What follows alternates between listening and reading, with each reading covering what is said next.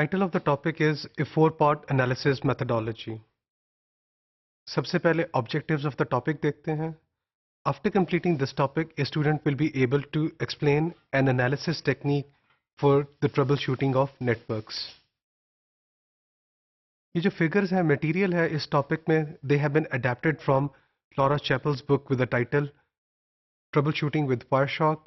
Locate the source of performance problems, which was published in 2014. From a network analyst's perspective, there are four parts, right? Task number one is define the problem. Number two, collect the system, application, and path information. Task number three, capture and analyze packet flows, and then consider the tools. सबसे पहले task number one, define the problem. जो common complaint होती है वो जो network users की होती है वो है the network is really very slow. This is a vague description, so you need to collect more information ताकि आपको उस प्रॉब्लम का पता चल सके. तो आप क्या करते हैं, जो कंप्लेनिंग यूजर होता है उससे क्वेश्चंस पूछने पड़ेंगे. What type of traffic will you be looking for. अगर आप फाइल को अपलोड कर रहे हैं, फाइल को डाउनलोड करने में प्रॉब्लम आ रही है, लॉगिन करने में प्रॉब्लम आ रही है, ईमेल सेंड या रिसीव करने में प्रॉब्लम या कुछ और कोई प्रॉब्लम आ रही है. Question number two, what the server target were you communicating with. किस सर्वर के साथ आप कम्युनिकेट कर रहे थे. क्वेश्चन नंबर थ्री जो पॉसिबल हो सकता है वो ये हो सकता है, व्हाट आर द सिम्टम्स.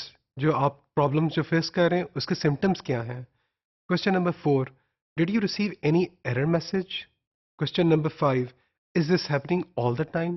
तो जब आप पहला जो स्टेप है जिसमें आप प्रॉब्लम को डिफाइन कर रहे हैं, अगर आपको जो कंप्लेनिंग यूजर है वो पूरी इंफॉर्मेशन नहीं देता, then you need to ask certain questions from the complaining user to collect more information about the problem.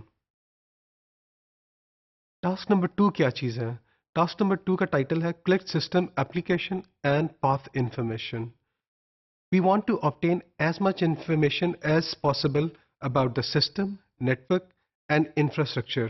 तो जितनी भी इंफ्रास्ट्रक्चर के बारे में इंफॉर्मेशन, सिस्टम के बारे में इंफॉर्मेशन या नेटवर्क के बारे में इंफॉर्मेशन आप गैदर कर सकते हैं वो आप गैदर करने की कोशिश करते हैं.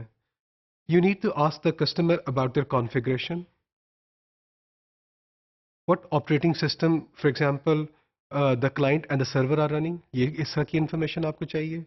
व्हाट एप्लीकेशन और इसका वर्जन कौन सा रन कर रहे हैं. Question number three possibly question number three ये हो सकता है, describe the network path that the traffic must traverse. Task number three क्या हो सकता है. In task number three you need to capture and analyse the packet flows. Packet analysis is just like a game, anyone can play it. और जितना ज्यादा आप इसको practice करेंगे उतना ही ज्यादा बेहतर आप इसको कर सकेंगे.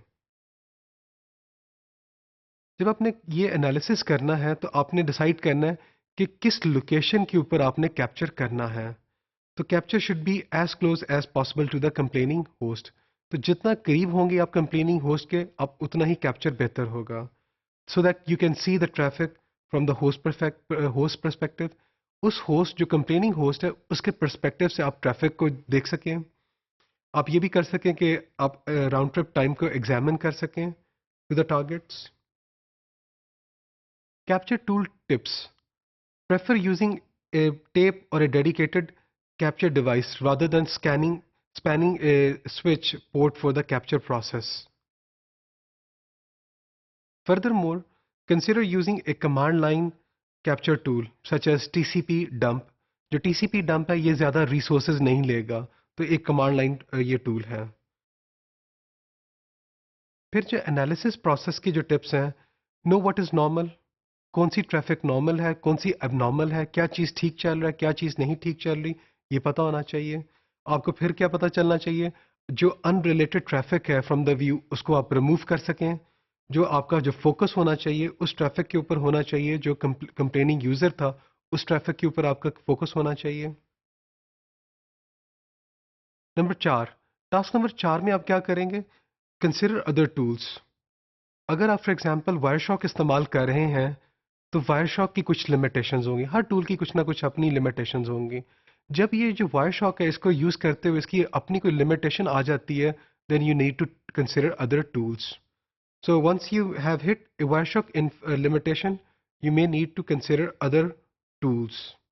For example, जो Wireshark में एक प्रॉब्लम क्या आती है, Wireshark में एक प्रॉब्लम होती है जब ट्रेस फाइल्स वो फाइल्स होती हैं जिसमें आपने ट्रैफिक को कैप्चर करके सेव किया होता है. तो ट्रेस फाइल्स के अंदर अगर तो आपके पास उसका size for example 100 mega bytes हो जाती है, तो Wireshark क्या हो जाता है, बहुत स्लो हो जाता है.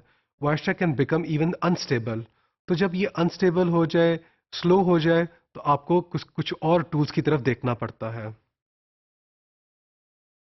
इस टॉपिक में हम लोगों ने एक 4 पार्ट एनालिसिस मेथडोलॉजी को, जो 4 पार्ट्स हैं, उसको डिस्कस किया कि जब भी कोई नेटवर्क में ट्रबल शूटिंग करनी हो तो इन 4 स्टेप पार्ट्स को यूज किया जाए so that you can find the problems.